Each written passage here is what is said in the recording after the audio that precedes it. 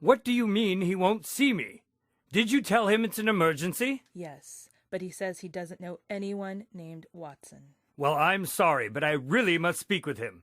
He may be able to save my friend's life. Well, he's very busy, and I don't see how... Where are you going? You can't just barge in here like Mr. this. Smith, if you just give me a minute... What is the meaning of this? Sir, I've come at the request of Spencer Holmes. Spencer Holmes? Yes, he's very ill. Really? Well, that sounds terrible. He said you would be able to help, that you are some sort of expert on this disease. Please, sir, he's quite near death. Yes, of course, I'll come at once. Anything I can do to help. Thank you, sir. Now I'm afraid I must go. I have another matter to attend to. Please do what you can for my friend. I will.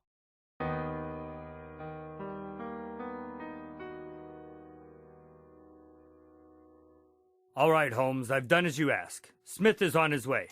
Now explain yourself. Thank you, Watson. All will be revealed soon. I must admit, Holmes, your actions today have been more than strange. Even for you. Yes, I know. Now please, hide in the closet. Mr. Smith shall be here soon. The closet? Holmes, I just don't... Just do it, and don't come out until I say so. You'll understand when he gets here. There he is, hurry. Yes, come in. It's unlocked. Mr. Smith, thank you for coming. I understand you've grown quite ill.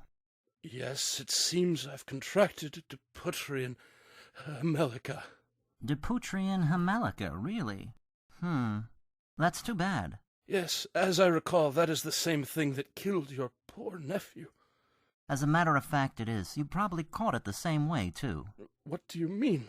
Let me make a deduction, Mr. Holmes, as you're so fond of doing. This small wooden box on your bureau here, you received it in the mail, did you not? Yes, just a couple of days ago. It appears to be some sort of music box. Yes, but I'm willing to guess that it doesn't work. In fact, I'll bet when you opened it, one of the springs just jumped right out. Why, yes, it certainly did. It cut my thumb pretty good, too. How'd you know that? Mr. Holmes, surely you've figured it out by now. I'm afraid I'm not at my best today, sir. In fact, I don't think I have much time left. No, I should think not.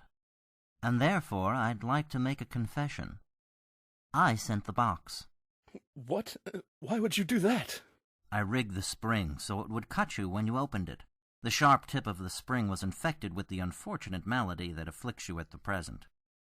You mean you purposely infected me with this? Yes, just as I did my nephew. Your nephew? I knew it. I told the police you were the one. Yes, I know, which is why you had to be eliminated. And if you don't mind, I'll take my box back now, thank you very much. I think this should be a good spot. Good spot for what? Watching you die, of course. Well then, I hope you don't mind if I turn on a little music. I'd like to die happy. No, not at all. I rather enjoy Beethoven.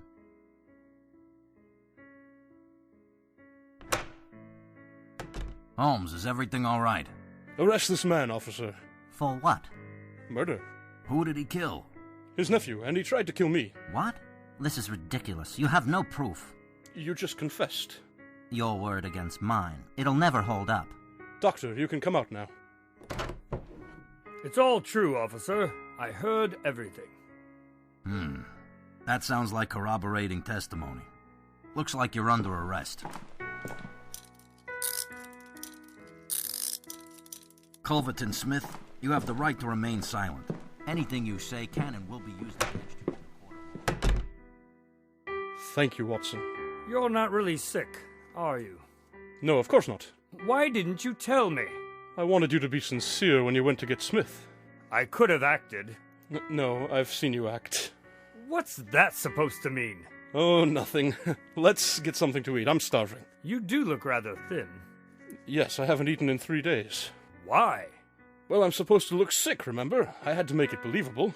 Yes, well, you were very convincible from across the room, though I'm sure had I a chance to do a proper examination. Oh, yes, I would have been found out. Hence the talk about disease being contagious and whatnot.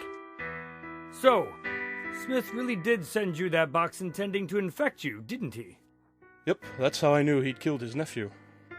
So, how did you avoid getting cut by the spring? As you know, Watson, I have many enemies and people who wish me ill will, so I'm accustomed to carefully inspecting all my mail before opening. I see. Now, about that food. You coming? I'm buying.